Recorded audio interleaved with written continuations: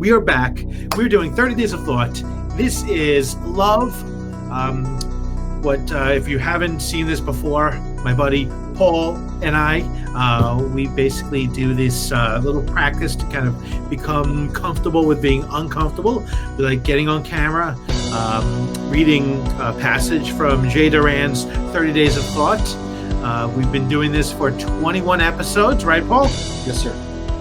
So today our passage is Love.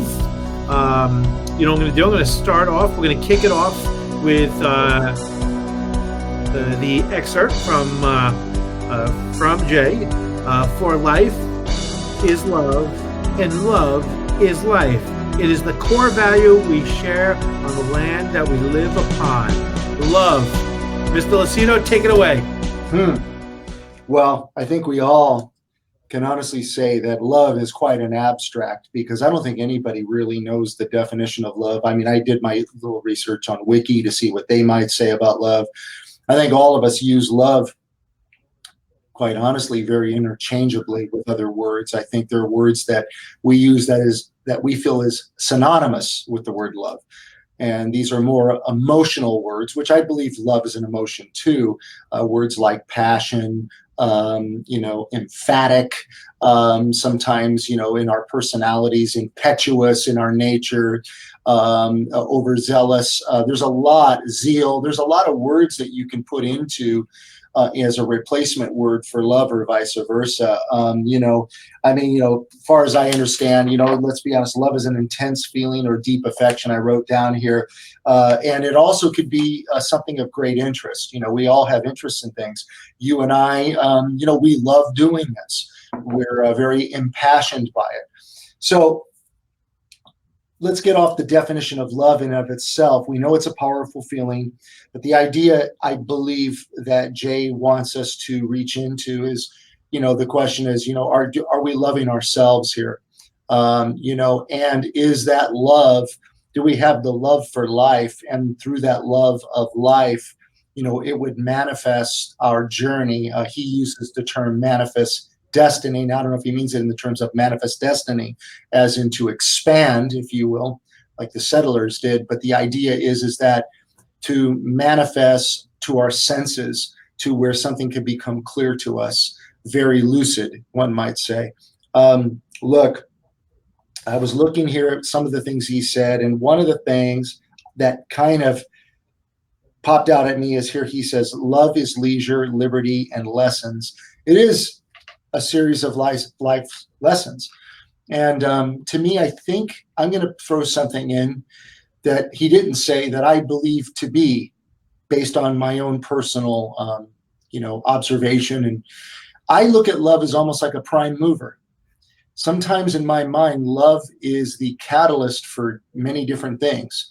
It starts with the love. You can call it a passion, whatever it is, but it's a driving force.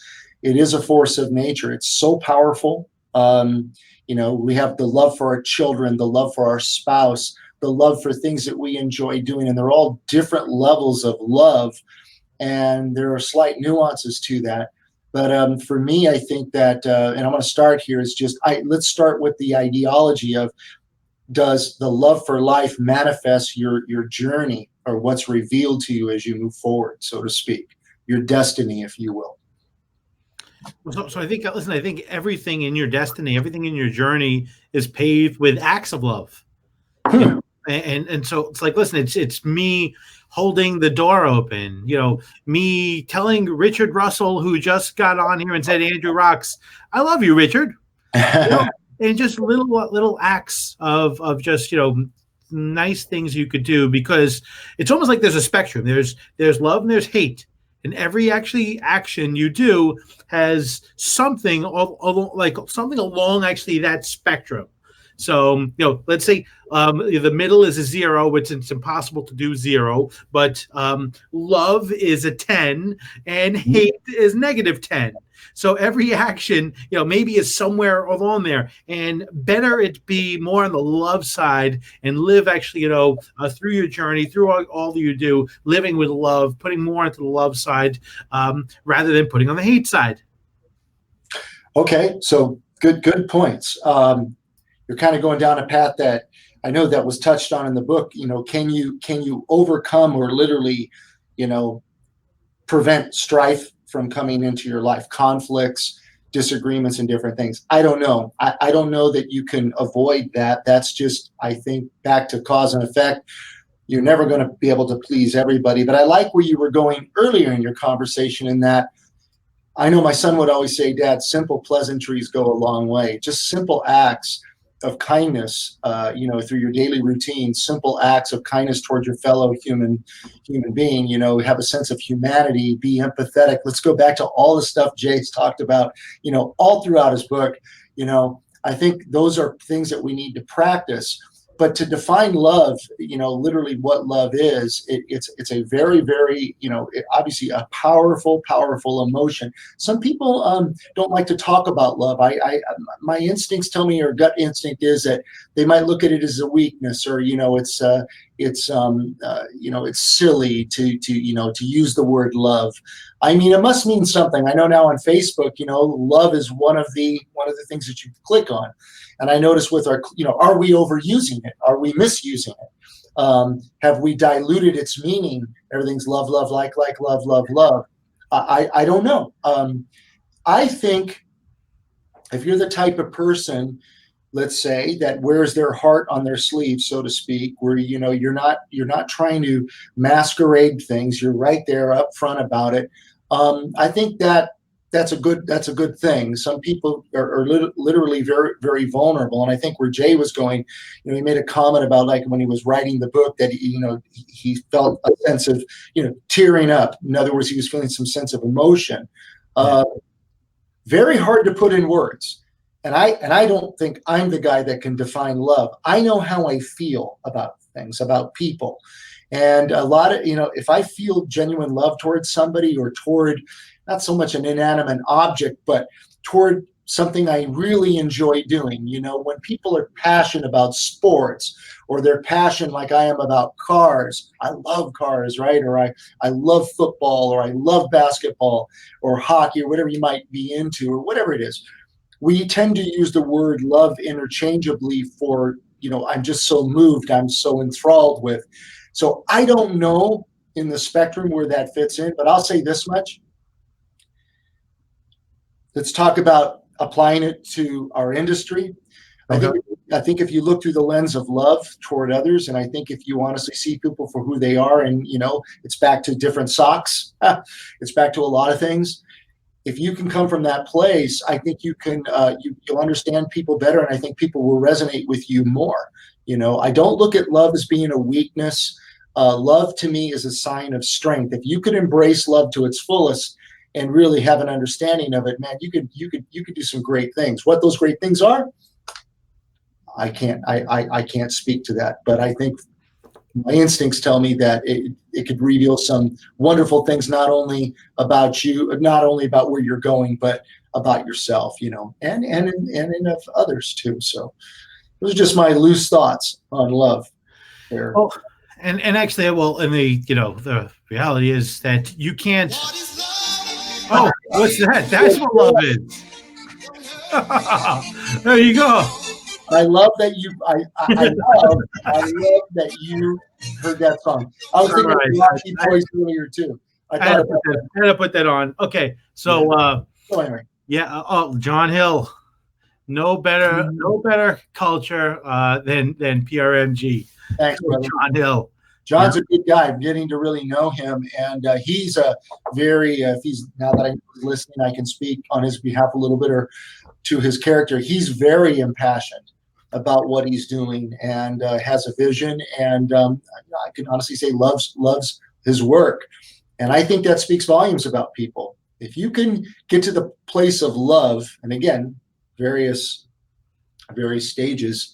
How you love your wife versus how you love your children versus how you love your job. They're all different. They're all at different levels, if you will, different intensities. Maybe is another word I can use. But yeah.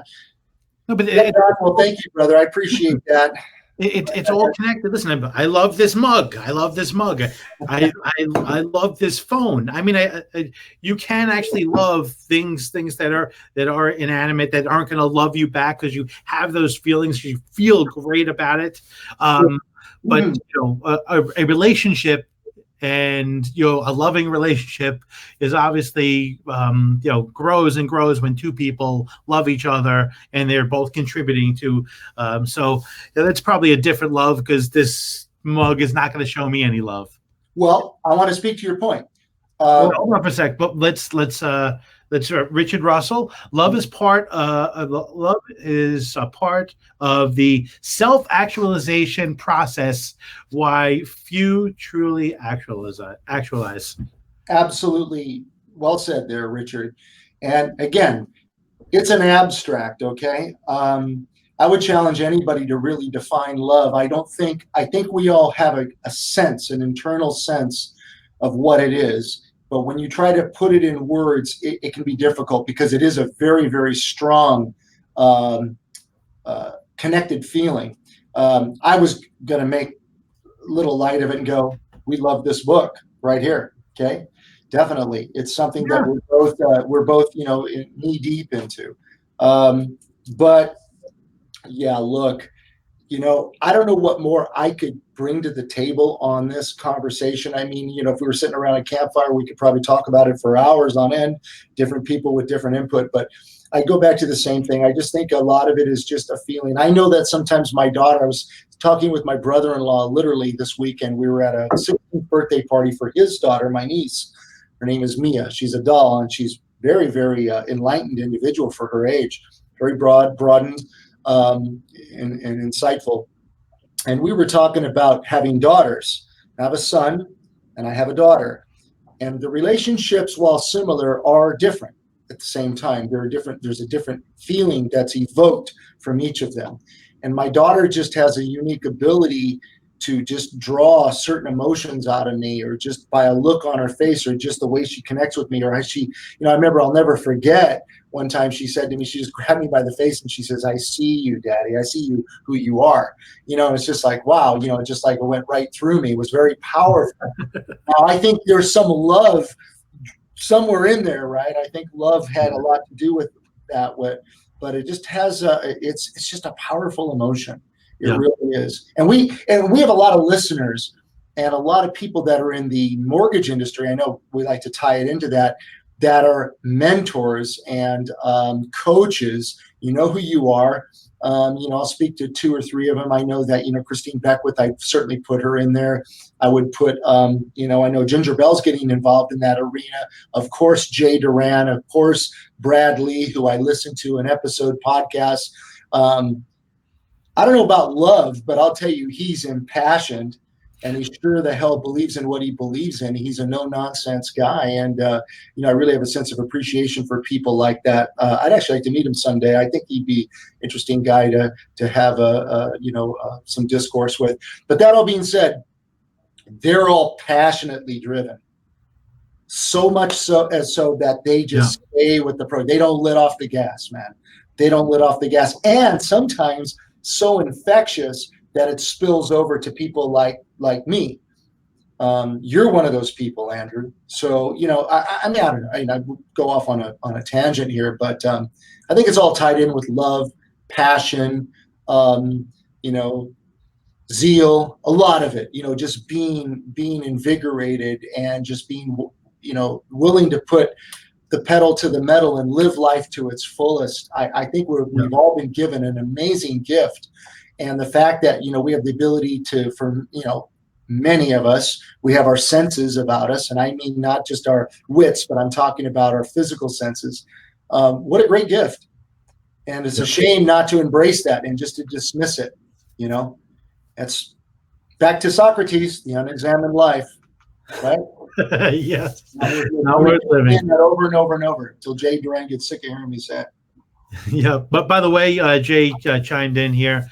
Without awareness, love is a weapon used to kill our enemies virtuously. Mm-hmm. And then he said, Brad would love you, Paul. Okay. Yeah, I'm going to tell you something, Jay. So now that I know you're listening, I've been listening to your recaps on some of the sessions Andrew and I did. I feel like we're all inspiring each other now, which is really interesting.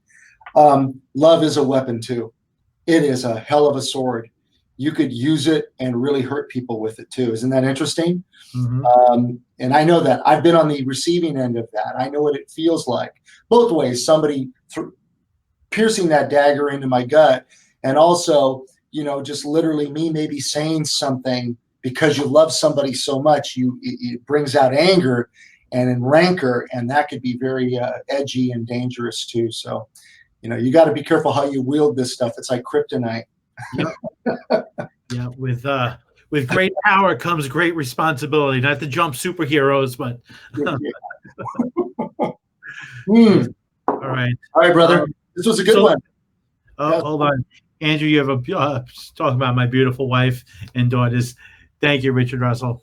Love you, brother. Yeah, Richard sounds like a one of your fans, buddy. I'm reading some of his stuff here. Sounds like a really good guy. That's good. And you know what, Andrew, you are that guy. You're you're very accessible individual, and you have a quality about you that people are drawn to you. I think it speaks volumes of your character. So anyway, man, love doing this with you. You too, Jay and Jenna, if you're listening. Jenna gets credit too. She put a lot of hard work and sweat equity into this thing. So, 100%. And the podcast is that's our baby too, as much as it is Jay's. So yeah, man. And if you have not listened to the Culture Matters podcast, it's available on every podcasting platform. The episode with Mr. Paul Lucido is phenomenal. You got to listen to it. All right, so listen. What do you say? You pick out that book and you pick actually a random chapter. Here we go. Right? How about Lonesome? Is that okay? Andrew does not like those. I'm going to pick a different one. I'll try to find something a little more positive. Let's see. Hold on. Let me see here. We've done so many of them. How about this? The Concealed Truth. We haven't done that. Ooh, I like Let's just it. try that. It sounds intriguing. Okay. By the way, this is our 21st episode that we did today. We've actually knocked 21 of these out in less than a year's time. Yeah, and actually, Jenna, actually, Apple went live last week. I've been listening to Paul's episode on Apple, so cool. Very cool. Sure. 21st episode. So we are doing. What was that again for next week? The Concealed Truth. Concealed Truth. The Concealed Truth. All right, Concealed Truth. Very excited. All right. Thank you, everyone, for watching, listening. Make sure you get 30 Days of Thought so you can read, write, and record yourself. All right. What is it? It's read to think, write to develop, listen to what is unsaid, and speak to let go. Yes. Is that legend? All right. Over and out. All right, buddy. Talk to you soon.